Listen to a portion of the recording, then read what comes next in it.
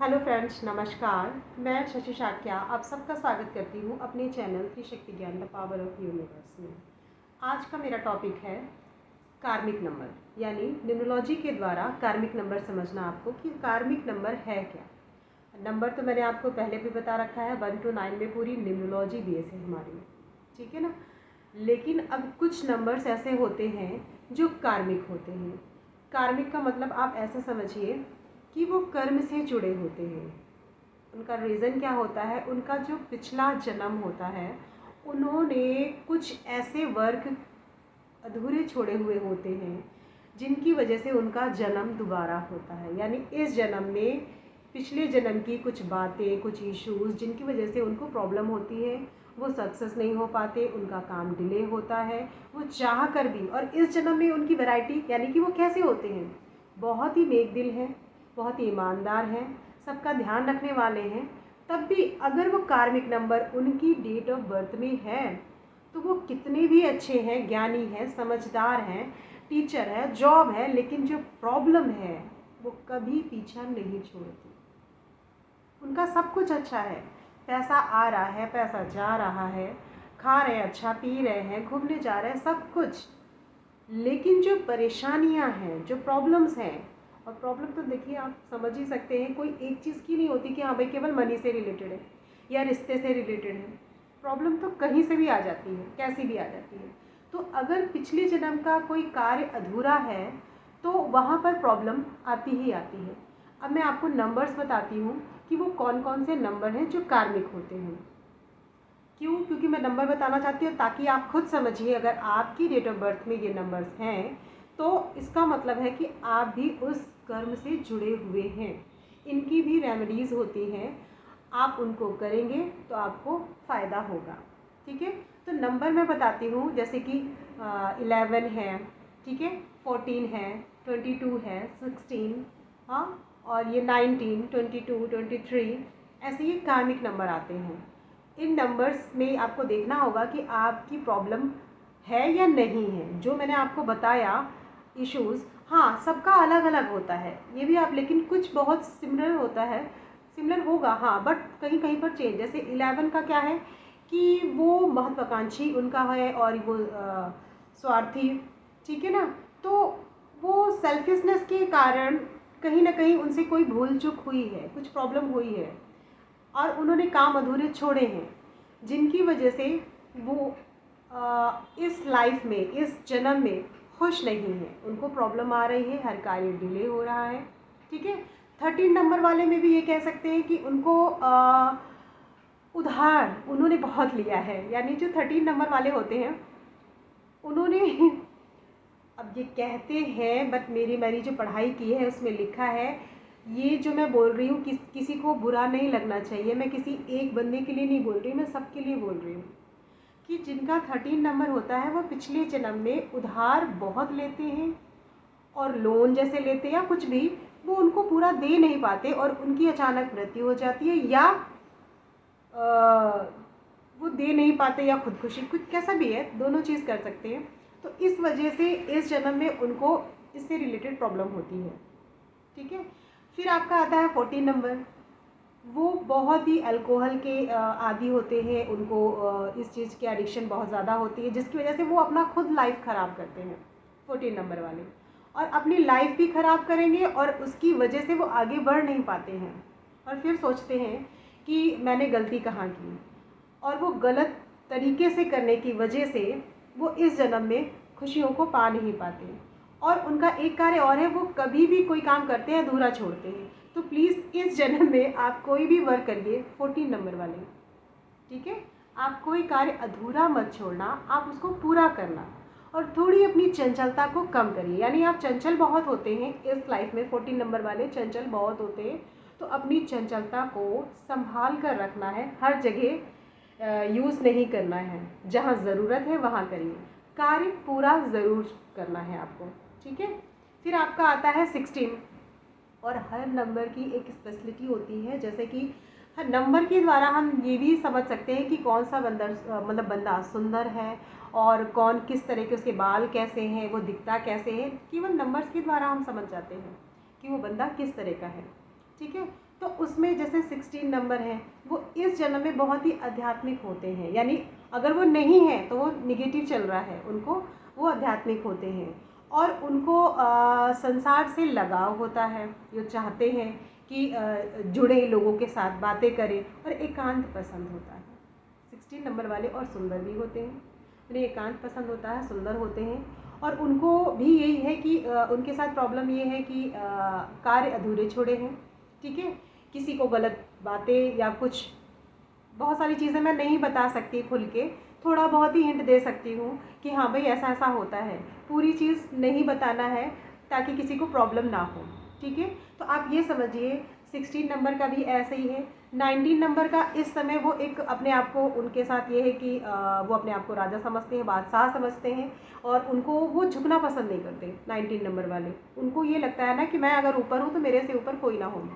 इस जन्म में उनको अपनी इस आदत को संभालना है, सुधारना है, दूसरों की बातों को सुनना है।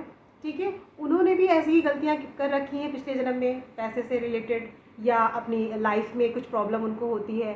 ठीक है ना, तो अपनी ही आप से अपनी लाइफ को बर्बाद करने वाले, ऐसे कह सकते हैं। तो इसी तरह आपका 22 भी है, 33 भी है, मतलब जितने भी कार्मिक नंबर हैं आप सब इतना समझिए कि ये कार्मिक नंबर बस आपसे इतना कहते हैं कि इस लाइफ में आपको बुरा नहीं करना है और जो पिछला किया है वो आपको पता नहीं है। उसके लिए सिर्फ एक काम करिए, आप कुछ नहीं करना, सिर्फ एक काम करना है जितने भी कार्मिक नंबर हैं, ठीक है ना, उनको, कि सैटरडे के दिन आप गरीबों को 5 रुपये 10 रुपये देना स्टार्ट कर दीजिए। ठीक है, और देकर भूल जाइए, ये अहम नहीं रखना है कि मैंने दिया।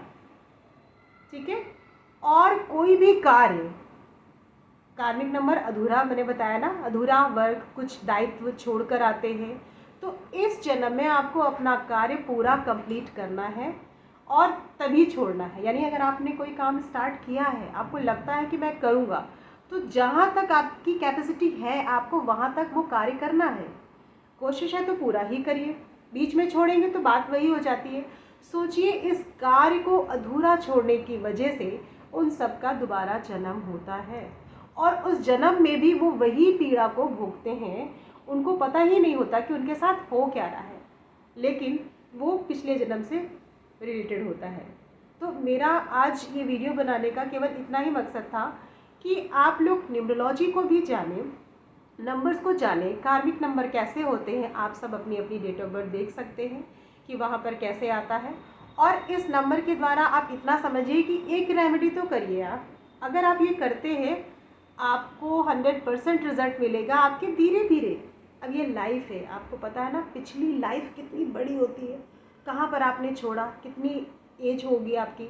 ठीक है ना, तो उसको भरपाई, जिस तरह घाव हो जाता है हमारे बॉडी में कहीं और उसको भरने में थोड़ा टाइम लगता है, तो जब आप ये रेमेडी करेंगे, सैटरडे के दिन आप दान देना स्टार्ट करेंगे, ठीक है ना, तो वो धीरे धीरे धीरे धीरे आपकी लाइफ स्मूथ होगी।